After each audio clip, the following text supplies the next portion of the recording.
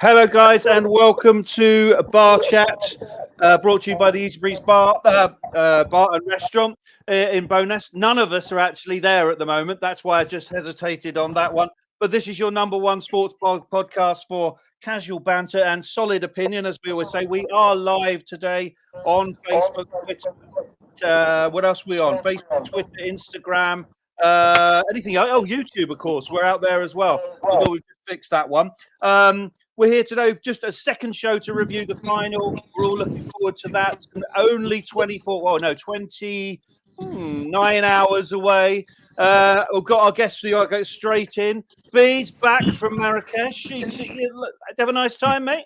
Very good, very good. Really, really warm over there, but Finley's probably enjoying that right now. So yeah, we'll get to Finley in a minute. But a bit hot. I saw, mate, bit of quad biking, bit of hot air ballooning. Never done that before. Was that good? Yeah, very good. I would highly recommend it. I mean, for me, it's one of them. I've done it now once, and I'm not sure I'd do it again, especially not the hot air balloon. But yeah, it was really good. Was it hideous? It wasn't hideous. It was all really smooth, but it's just like it doesn't feel real when you're going up in the air and stuff. If you know what I mean. Well, it just doesn't feel natural. It doesn't feel natural. No, it doesn't. It's just like you're so high up in the air, and it's like I'm in a basket. We've got Rooney with us. You right, mate? You at home today? No, we're just I'm training top. Yeah. I thought I'd switch it up again, but I'll be wearing, I think, the same one tomorrow that I wore the other night for the win. Slightly superstitious like that. So, mate, you got to stick to that. But you're well, buddy. It was good. We had a good night, didn't we, at the semi-final? I wasn't feeling too brilliant the next day. I don't know about yourself. Yeah, brilliant night. Really good atmosphere, as you could see. I think you posted some of the video afterwards, didn't you? It was for a Wednesday night, really well supported, and God knows what it'll be like tomorrow. Oh my God, we'll get there in a second. Finley, how much more annoying do you want to be? Give us a little spin round, mate, and tell everyone where you are. Well, yeah, we're in sunny Greece right now, enjoying the weather on a lovely holiday on a boat. As we can see, island in front of us, boat on hand. Yeah, lovely. Pig six. How long have you been out there, mate? We've been out here for 6 days so far. This is our final day on the boat. So you going around the islands? Yeah, we're hopping around the islands. So we've been to Kefalonia, Lefkada, Kastos, lots of little islands around the Ionian Sea. It's been good. It's a real struggle, mate. I don't know how you're coping. Yeah, it's tough, isn't it? Yeah, have you managed to see the game? Have you managed to see the games? Yeah, we've been going to, so for the Wednesday game, we went to one of the bars on the island, which was lovely. Loads of Brits there. So it wasn't us alone celebrating for the game. And before we got on the boat as well, we got to watch the quarter-final at a bar in a hotel we were staying near, which was lovely. Brilliant. I bet there was quite a good atmosphere, was there? Yeah, it was good. Yeah, lots of Brits. But yeah, it was lovely. Well, we're going to quickly touch on the Netherlands game. I did a good podcast yesterday with the old boys. I don't know if anyone caught any of that one, of them reminiscing about 66 and no feedback from the hearing aids. So the show went pretty well. But I thought we'd just touch on it again. I think, Paul, first time when we sat together, we were saying first time we felt like England would put in a half-decent performance. Yeah, I think, again, it was almost an incremental step forward, better balance again. Not perfect, but a lot better. And guess what? You play Foden in his preferred position and you get a Foden-like performance out of him. All very, very positive.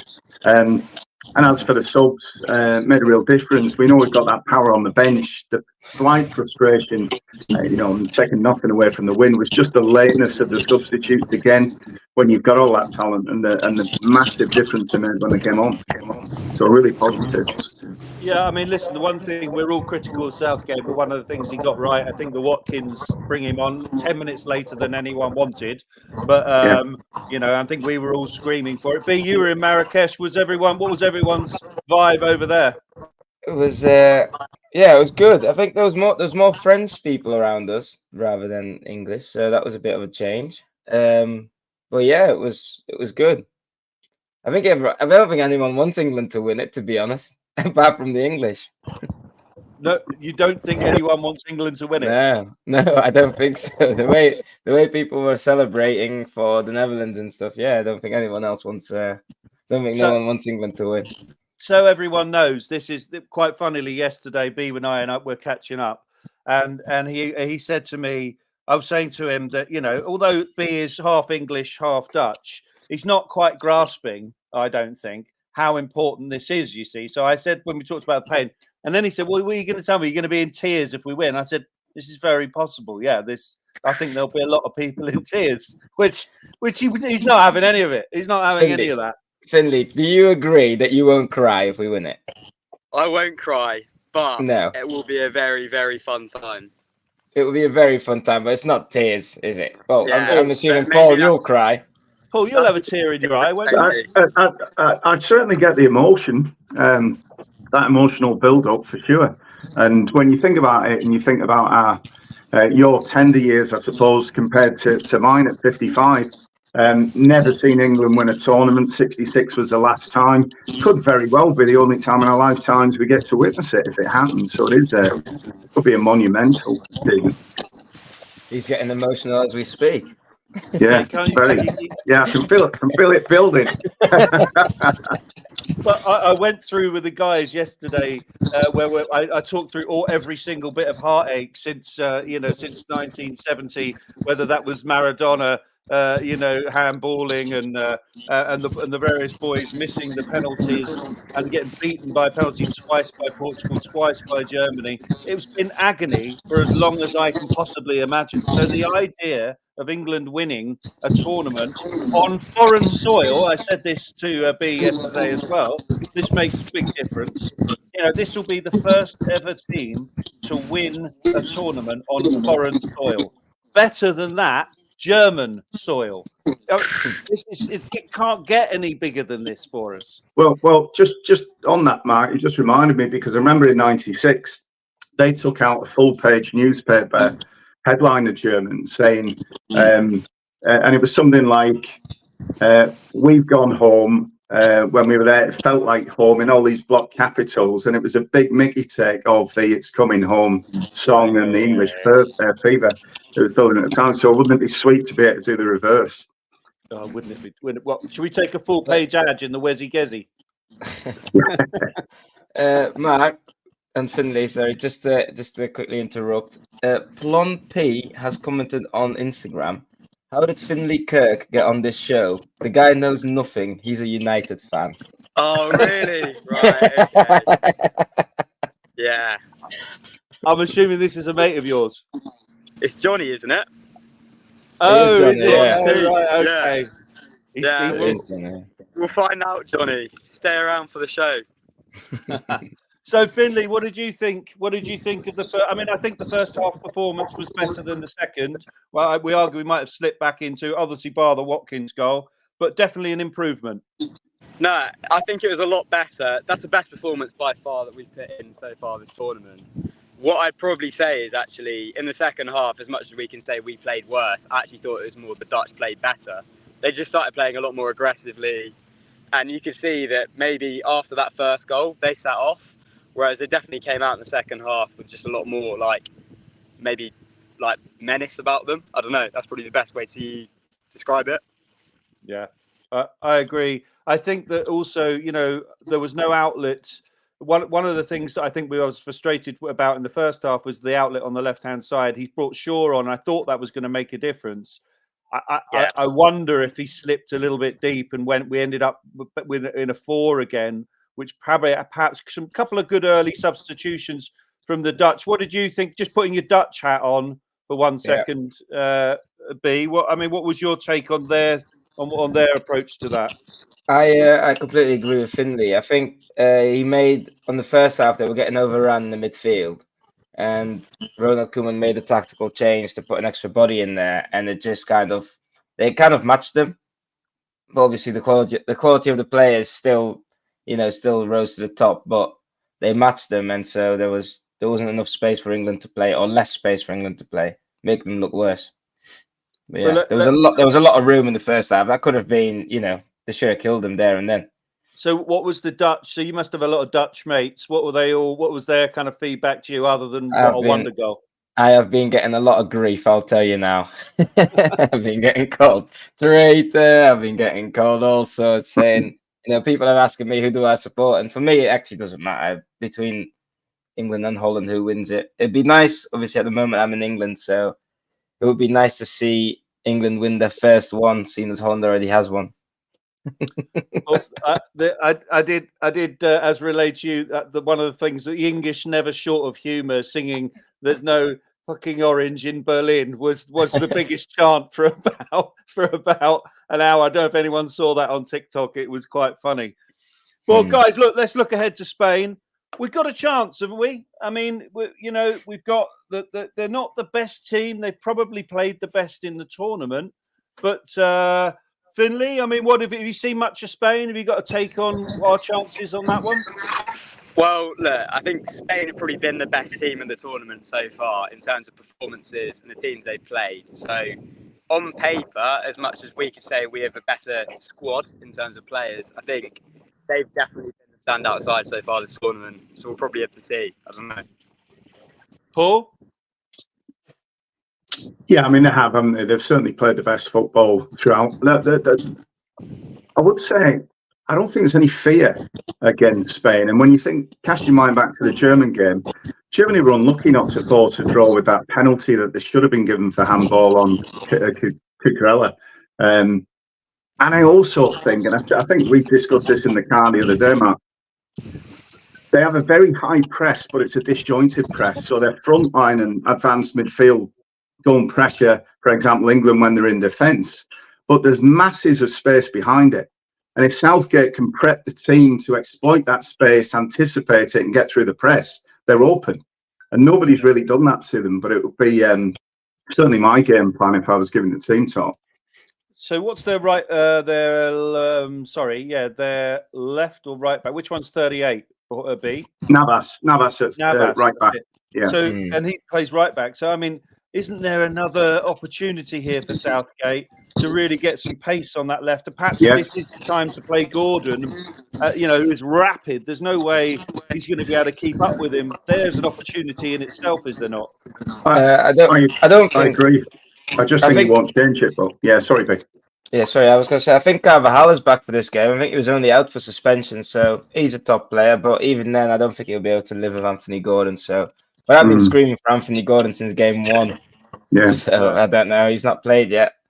I think taking the temperature of the boys yesterday, none of them felt that they would make a change. They think pretty much that the team that he'll pick tomorrow will be the team that played in the semi-final. I wanted to start one little debate on that, and there's, one of the ones that everyone's talking about is how Kane has been playing. He's either unfit or he's doing. Then there's another argument that says, but look how many goals he's scoring.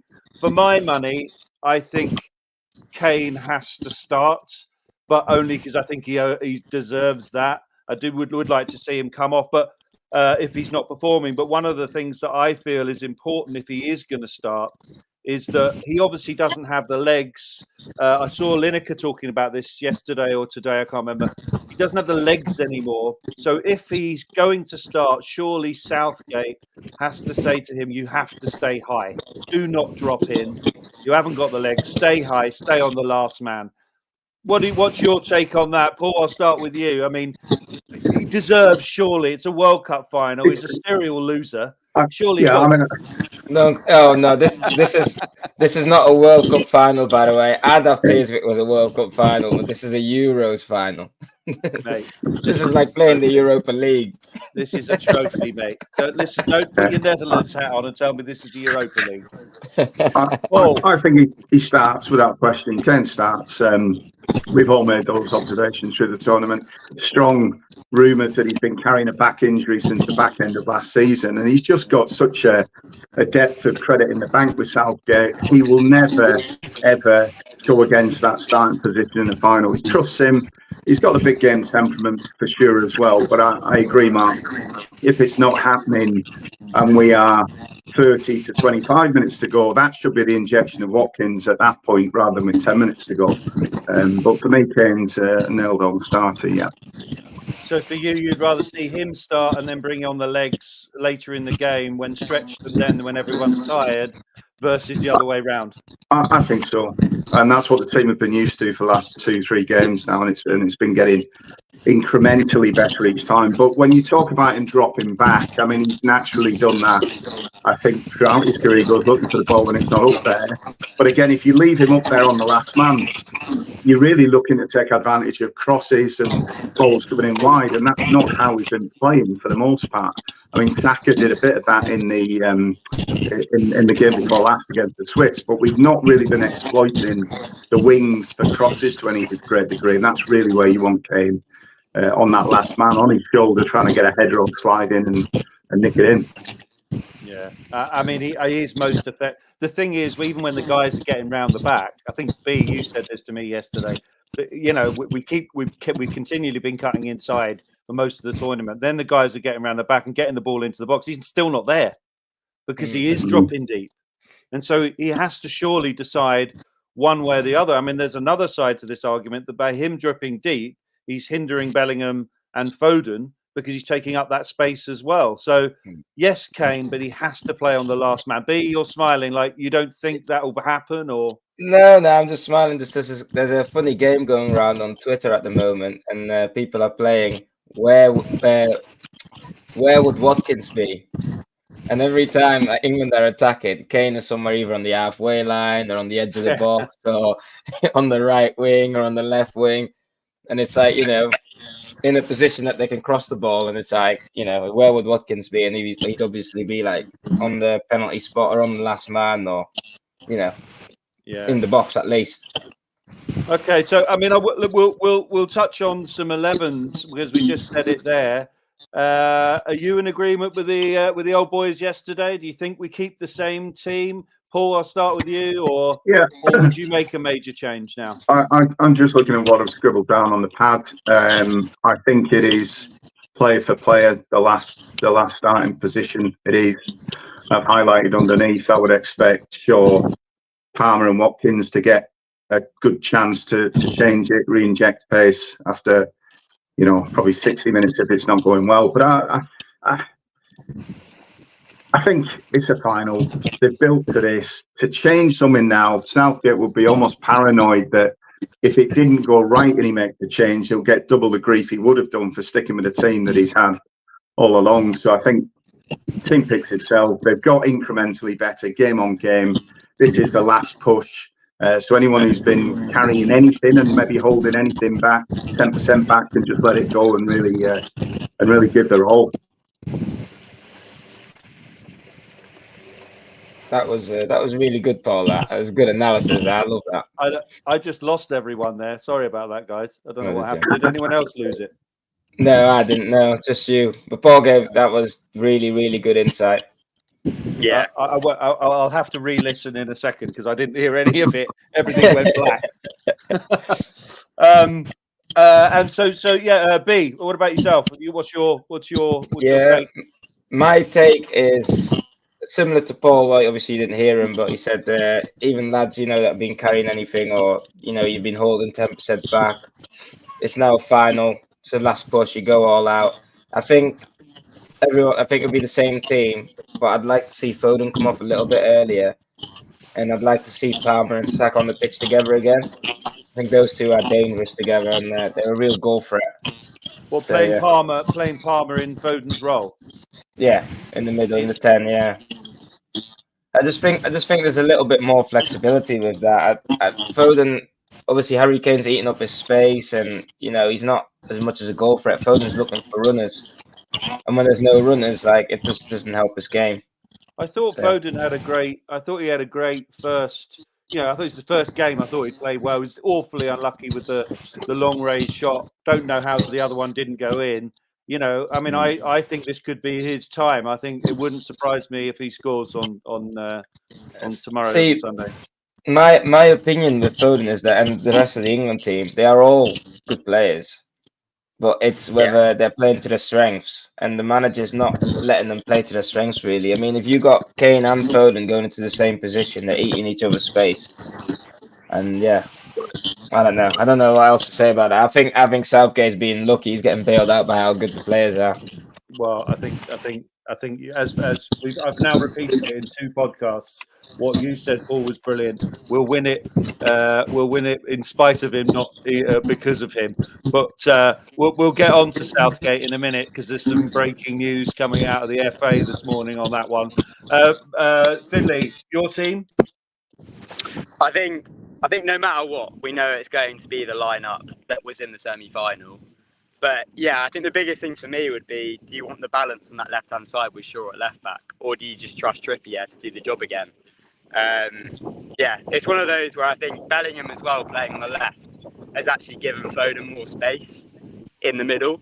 So I think actually that small tweak that we've seen, where Foden at the start of the tournament was playing on the left and Bellingham in the middle, Bellingham's always being marked because he is that presence, and I think Foden's benefited off of it massively.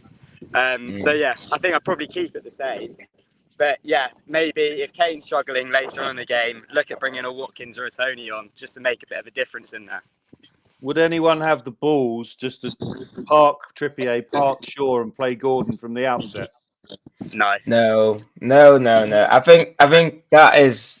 I think because you're asking Anthony Gordon then to defend, and you're playing him as a wing back. But I think if Anthony Gordon comes on, it's got to be, I think, either Foden or Jude plays, and then you can have Anthony Gordon as a left winger, and you can have Saka as a right winger. I think that's the way you've got to do it.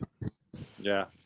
Well, we shall see. So I'm going to ask in an orderly fashion on this one. I mentioned the rumours coming out of the FA this morning. The rumours are that Southgate's contract is going to be extended till after the 2026 World Cup. Paul?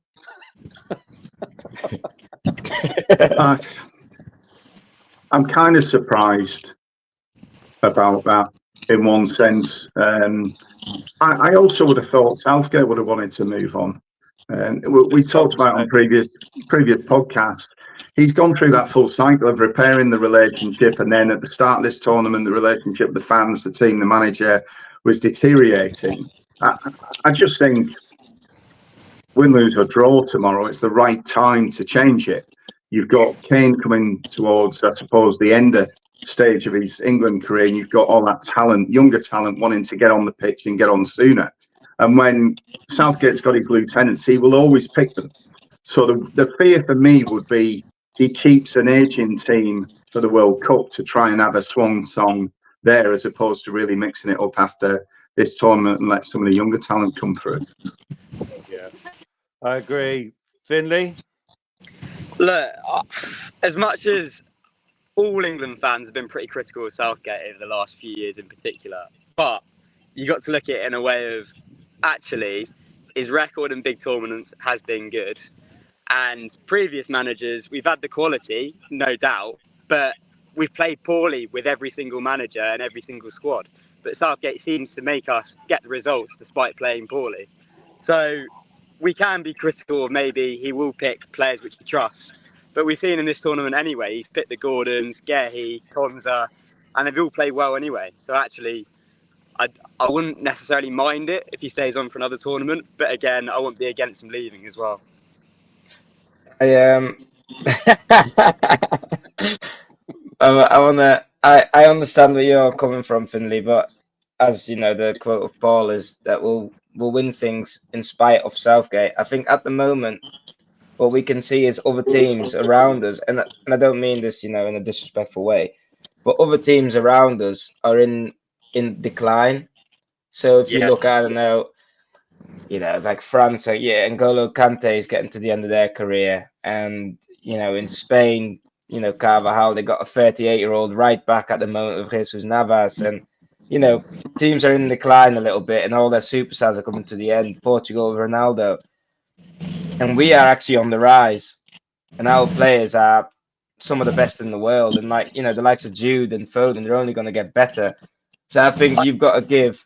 I think the players deserve a manager who can give them the right tactics and put them in the right positions at least, and then they can really perform and go out there and win stuff. That's my opinion. I don't know. I think the tough thing is, especially with international football, is you don't see a lot of that high quality managers. What we tend to see is managers that just need to get results. And actually, a lot of the teams don't tend to play as well as what we maybe see in club football anyway. So, look, as much as we don't play well, I think it's been nice to see us perform well in things like penalty shootouts, where you can tell there's been quite a lot of effort and detail put in by Southgate in maybe the final areas where maybe we've never looked at it before. Yeah, I mean, I think the biggest thing for me is like when you watch Southgate play, the first 3 games, and we could all see that it wasn't working, but we scraped through. Like we scraped through. I mean, if it wasn't for an overhead kick in the last second of the game, we would have been out already, and it would have been a completely different story. So, I think he's getting bailed out by the quality of the players. The other thing that I was going to say was that I think Southgate, maybe there might be a role for him to be, to stay in the camp, but maybe as like a relationship manager, or like to keep the relationships up, or to keep that group togetherness, but have another manager who. I think you're exactly right. I have actually thought this, because there's one thing. Let's give him some flowers for something. He has definitely bonded the team. I do get the impression the players like him. They probably see his flaws, but he's definitely galvanized that camp. There's a lot of communication that's come out of, like, people didn't used to like, that golden generation. They didn't like going to play for England. They were very competitive in terms of what club you played for. United players didn't sit with the Arsenal players or the Liverpool players. He's definitely galvanized that. But 100%, he does not have the whereabout, the kahunas, the understanding tactically about how to set up or alternate a team at this level. And when you look at his record, I was listening to what's his name, Mark Goldridge or something this morning, and he was incandescent at the idea that Southgate could be offered any kind of extension based on the premise that he hasn't beaten anyone. I mean, anyone we have played, the Netherlands. I can't. Anytime we lost to France in the in the last the finals, the Group 16 or whatever it was in the World Cup, that was the first proper team we played. The first proper team I'd say we played, and this one is the Netherlands, and we've got through. It was an overhead kick and a wonder goal that kept us in the tournament twice. He's had the easy side of the draw. He's really not achieved much. Now, it's absolutely flattering that we've got here. And I'm not saying I want to beat all the best teams, but I do feel like, and tomorrow's going to tell this story again, if he doesn't get a result, is that when we do play anyone decent, we're out. And so when you say he's played well in tournament football, my argument is, has he? Because I see quite a lucky manager here. Yeah. My difficulty, what I see, sorry, Finley. My difficulty, what I see, and I agree with you, Mark, is that, I mean, you scrape through the group stage with 2 draws. You scrape through Slovakia, extra time. Switzerland, non-penalties. You get a shocking penalty decision against Holland, which I don't know, Paul, I don't know if you think the same, but that was not a penalty. Obviously, your lucky side of the draw. Every day of the week, mate. And when the first game plays, he plays Trent. The second game, he plays Gallagher. And the third game, he plays Mainu. It's like he doesn't actually know what to do. And I think tomorrow, we won't get beaten. And it won't be the players' fault. Like, everyone will be proud of the players. If we get beat, we'll get beaten tactically of the setup and where to be and where to go and who to mark. And that's the problem with the manager. Paul? That's why he can't stay.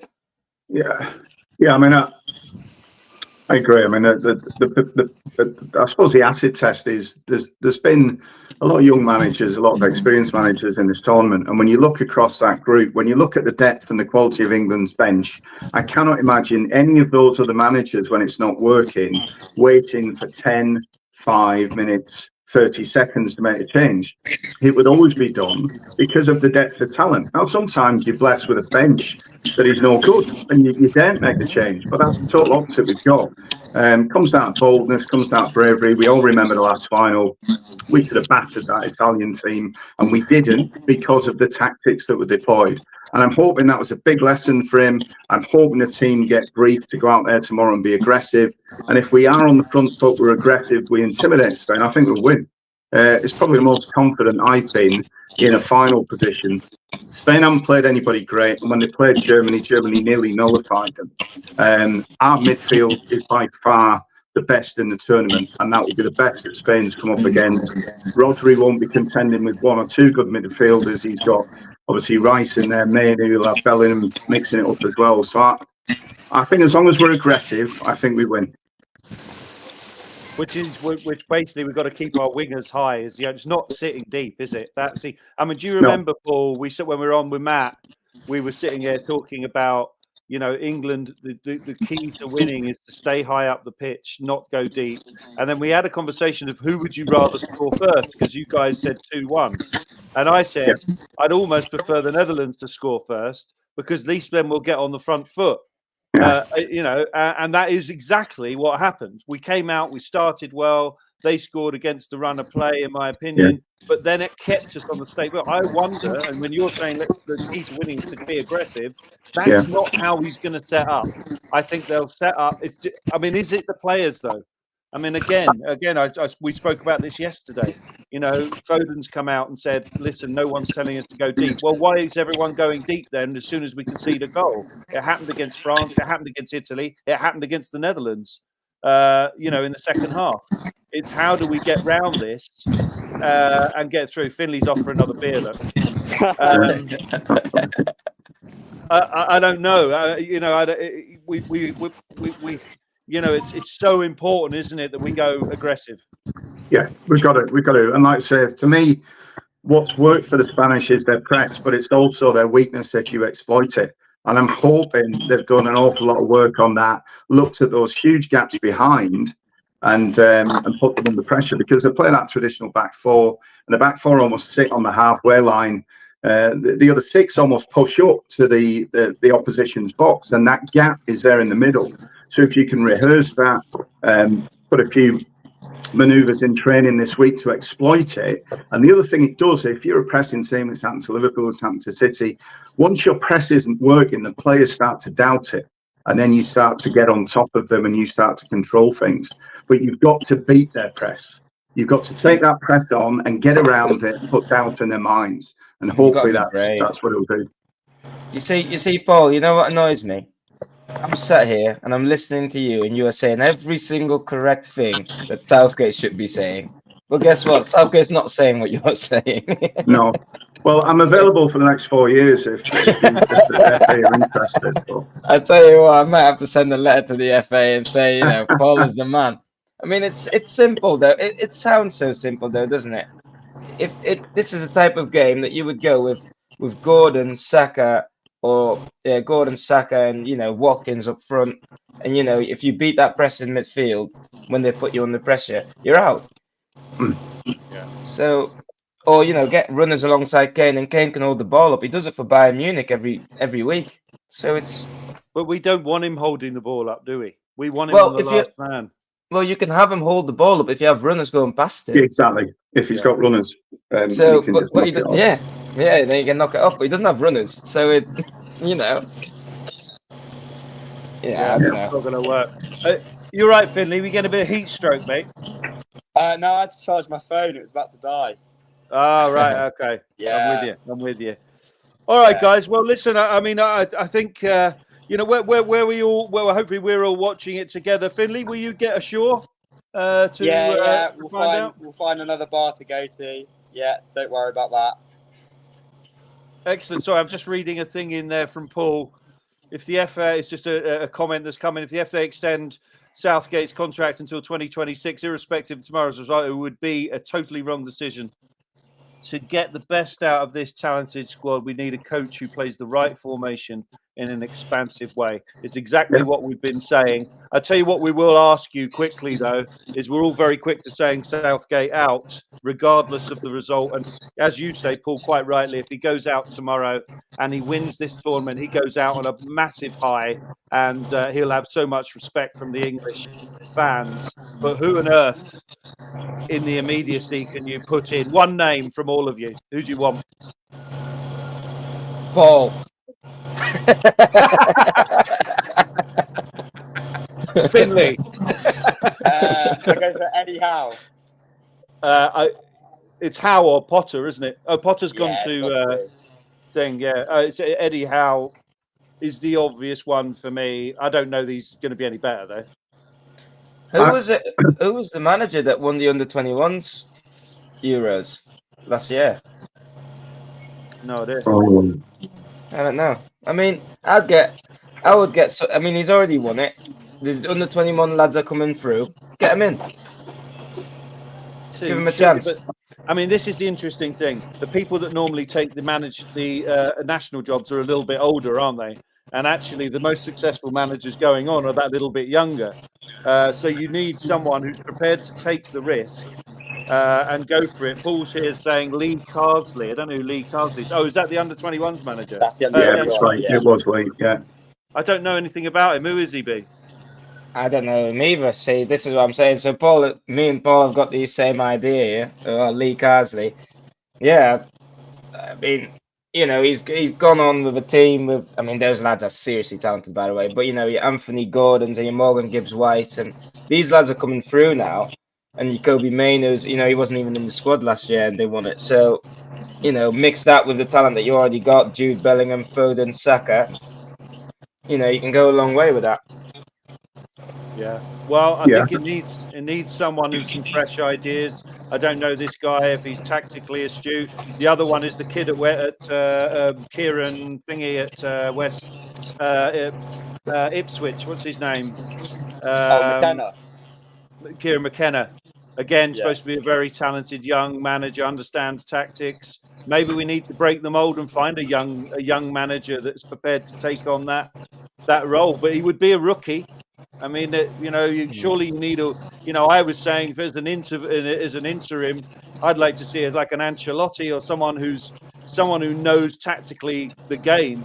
You know, and maybe bring in someone like a Kieran or Lee Carsley and get them under in the wing, get them to learn their way in the same way that, if you like, Arsenal manager did with Pep, and you know, and that was often the way. Maybe that's what we need.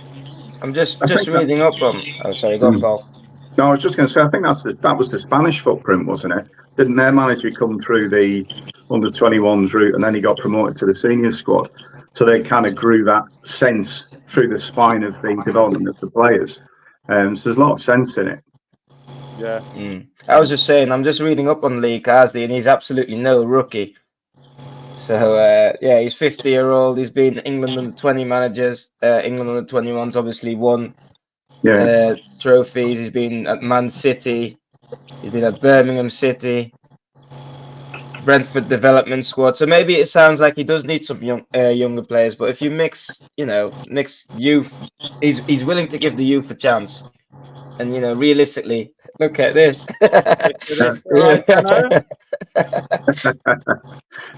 He's straight off camera now. Straight off camera. Yeah. Yeah, realistically, he needed 3 games to see that Kobe Mainoo was ready, whereas Lee Carsley would have seen that right from the start.